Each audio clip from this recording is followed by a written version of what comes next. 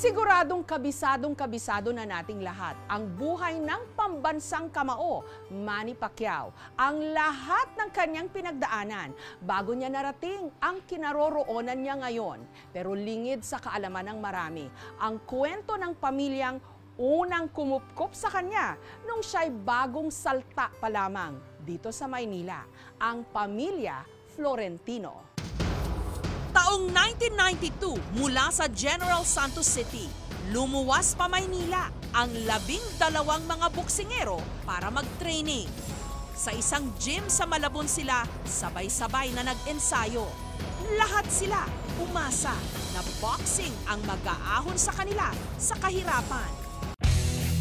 Ang hindi nila alam, ilang taon lang mula noon, sa hanay pala nila manggagaling ang pinakamahusay na boksingero ngayon sa buong mundo. Walang iba kundi ang pambansang kamao ng Pilipinas, si Manny "Pacman" Pacquiao.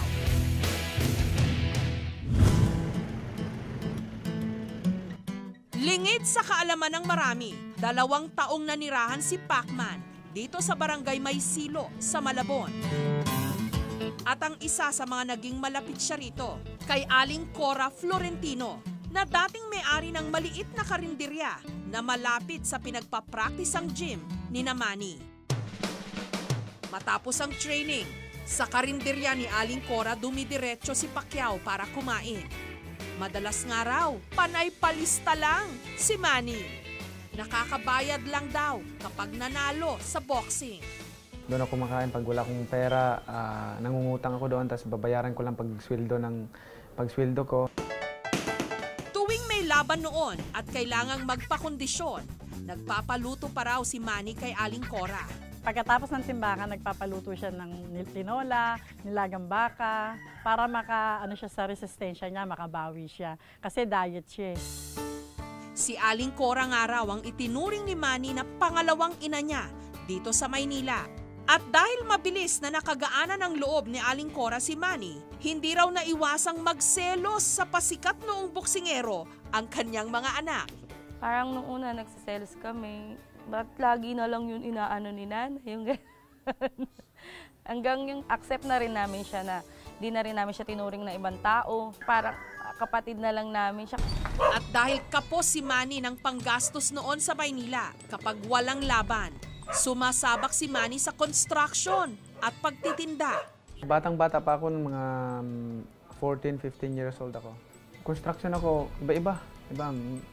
Welder, pintor, ng kalawang, ng mga bakal. Nagtinda rin kami ng mga bulaklak, rose, at saka sampagita. Every Sunday morning sa harapan ng simbahan. Ngunit ang pinaka-hindi raw makakalimutan ng pound-for-pound king nang walang pag-aalinlangan siyang tinulungan ni Aling Cora nung siya'y nagkasakit na halos agaw buhay. Wala akong kamag-anak, na-hospital ako, sila ang nag-alaga sa akin sa hospital, sila naghahatid ng pagkain. Minahal nila ako bilang isang kapamilya nila. Ang sarap maramdaman yung tao na hindi mo ka ano-ano, tapos kumbaga yung suporta at pagmamahal mo sa kapwa is nandoon. Nitong Huwebes, muling binalikan ni Aling Cora ang dati niyang pwesto sa Malabon, ang karinderya at bahay na tinirhan noon ni Manny at ng pamilya Florentino na ibenta na. Ito yung bahay namin na nabago na.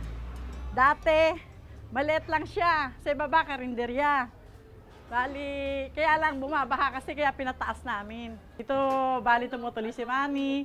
Ngayon, naibenta ko na to kasi lumipat na kami ng Santa Maria. Naibenta ko na to sa pamangkin ng mister ko. Naglalatag lang kami dito ng kutsyon. Sabay-sabay lang kami dyan natutulog. Dito, dati yung karinderya ko, kalakasan pa dito. Kaya lang, naiba na kasi to, nabago na eh. Hanggang doon sa, dyan dumadal sila Manny.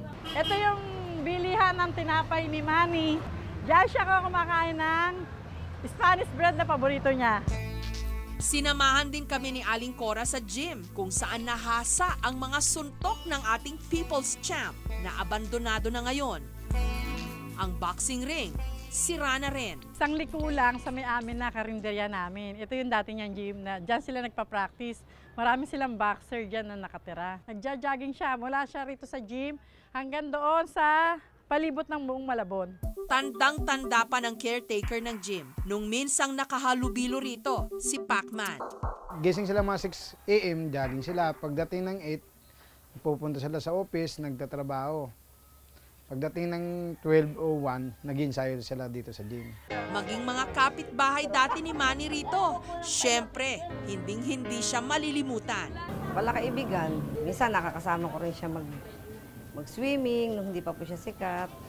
Hindi ko po alam kung natatandaan niya pa yun. Mga kapuso, kung nagustuhan niyo po ang videong ito, subscribe na sa GMA Public Affairs YouTube channel. And don't forget to hit the bell button for our latest updates.